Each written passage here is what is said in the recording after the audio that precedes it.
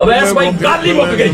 ताजदार कायनात ने फरमाया मेरी सारी उम्मत में मेरे बाद जो सबसे बड़ा आलिम है, जिसके पास सबसे ज्यादा इल्म है, नॉलेज है, उसका नाम अली इब्न अबी तालिब है। आका अलैहिस्सलाम ने अपने बाद अली अलैहिस्सलाम को पूरी उम्मत के ऊपर ये बरतरी और ये अफजलियत दी। और फिर ये भी हदीस आपने सुनी होगी, बच्चे बच्चे को याद है। आका अलैहिस्सलाम ने फरमाया आना मदीना तो इल्म व अली बाबुहा, मैं इल्म का शहर हूँ और अली उसका दरवाजा है। और आका अलैहिस्सलाम फरमाते हैं कि जिसे चाहिए कि वो मेरे इल्म तक पहुंचे, फमन अरादा इल्म फलयातिल बाब, जो चाहता है कि उसको इल्म मिले उसकी एक ही सूरत अली से होता हुआ है।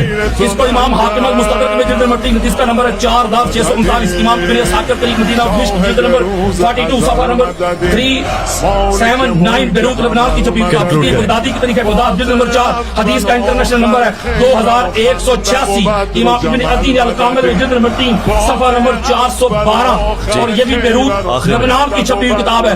आका अलैहिस्सलाम की अहादीस इस बात पे दलालत करती है, कुरान मजीद फुरकान हमीद की आयात इस बात पे दलालत करती है कि अफजल कोई और बंदा ज़ैल बकर नहीं होगा, अफजल वो होगा जिसके पास इल्म हो, नॉलेज हो, फहम हो, अदराक हो, शऊर हो।